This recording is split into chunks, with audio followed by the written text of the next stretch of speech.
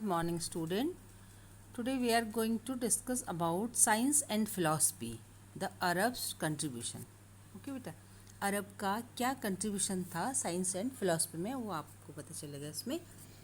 Much of the writing of the Greek and Roman had been familiar to monks and clergymen through the Middle Age, but they had not made this widely known in the 14th century. अब क्या बोल रहे बेटा, यहाँ पे जो क्या बोलते हैं आपका रोमन एम्पायर में मॉन्क्स और क्लर्जीमैन ये सब लोगों ने ना जो मिडिल एज को मतलब कैसे बना के रखा हुआ था.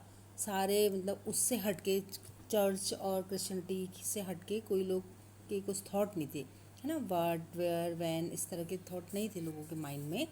बट बोल रहे हैं कि 14th सेंचुरी में many scholars begin to read translated works, जैसे कि बहुत सारे बुक जो थी, बाइबल हो चाहे और बुकें हों, वो आम लोगों के पहुंच में नहीं थी उस टाइम. तो बाद में जब बहुत सारे राइटर्स आ गए एंड आपने देखा कि मतलब प्रिंटिंग प्रेस वगैरह आ गई थी इसमें, तो प्लूटो और अरिस्टो भी उसको बोलते हैं, वो दोनों ऐसे स्कॉलर्स थे जिन्होंने बहुत सारे सब्जेक्ट्स की बुकों को, बहुत सारे विद्वानों की बुक्स को ट्रांसलेटेड किया और आम इंसान तक पहुँची हो. ठीक है.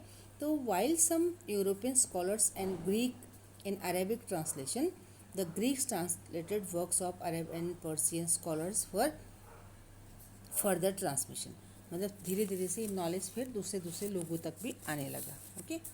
देन एक आपको इस टाइम पर बेटा these were works on natural science. अब लोग रिलीजन से हटकर नेचुरल साइंस की तरफ उसकी मतलब एक शक्ति को पहचानने लगे थे. ठीक है. एस्ट्रोनॉमी हो गया, मेडिसिन हो गया, मैथमेटिक्स, केमिस्ट्री, इन सब चीज़ों में भी लोग वर्क करने लगे.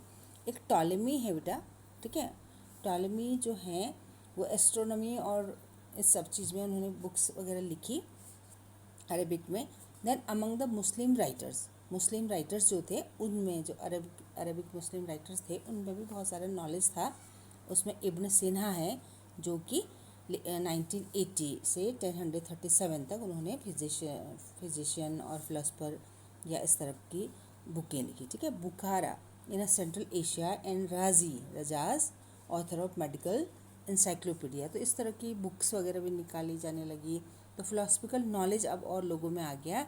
And religions believe method was adopted by Christian thinker. अब जो क्रिश्चियन थिंकर्स थे उन लोगों ने भी अपने जो उसमें जैसे होता है ना कि क्रिश्चियनिटी एक बाइबल की थॉट्स को किस तरह से हम तक थोपा जा रहा है उससे थोड़ा हटकर सोचना शुरू किया.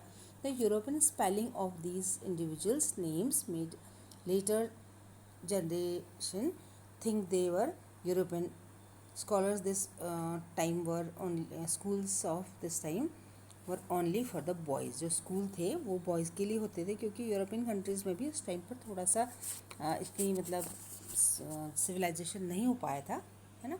तो इस वजह से बाद में फिर स्कूल्स वगैरह वुमेंस के भी हुए हैं. अभी आप देखोगे कुछ वुमेंस भी निकले हैं इसमें. ठीक है.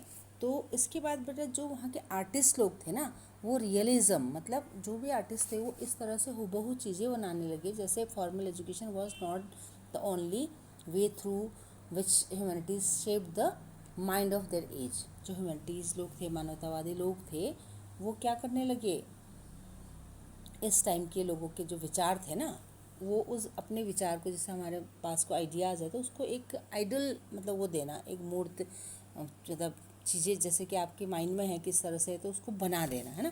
वो सारी चीज़ें होने लगी. यहाँ पे आप देख रहे हो स्केच बाय ड्यूरर जो है ये इन्होंने बनाया हुआ है पेंटिंग. ठीक है. 1508 में. एंड एक और पेंटिंग है बेटा ये जिसमें कि मदर मैरी ने किन को holding the body of Jesus की बॉडी को होल्ड किया हुआ इस तरह का भी चीज़ें बनाया. देन एक बहुत इंपॉर्टेंट टर्म है बेटा इसमें, the self portrait is by Leonardo da Vinci 1452 to 1519 who had an amazing range of interest from botany and anatomy. ठीक है. एनाटॉमी और बॉटनी का बहुत ज़्यादा ज्ञान था उनको. उन्होंने मोनालिसा पेंटेड और लास्ट सफर दो पेंटिंग लिखी है. तो वो क्या बोलते हैं आपकी बहुत फेमस बुक है. ठीक है. लियोनार्डो डा विंसी की. तो ये आपके आगे तक एग्ज़ाम में काम आता है. देन उस टाइम पर बोल रहे बेटा जो पेंटिंग है ग्रेटर रिचनेस कलर की, है ना, ऑयल पेंटिंग और ऑयल मीडियम की पेंटिंग वगैरह यूज़ होने लगे थे। तो पेंटर्स की जो पेंटिंग्स थी वो बिल्कुल नेचुरल और रियलिस्टिक लगती थी। ठीक है, आर्किटेक्चर्स कैसा था उस टाइम पर? तो बेटा the city of Rome revival in the spectacular way in the 15th century. जैसे आपको मैंने पहले बताया था कि रोमन एम्पायर के टूट फूट होने के बाद में वहाँ पूरा रुइंस हो गया था पूरा, मतलब जो बिल्डिंग्स वगैरह थी कुछ नहीं थी।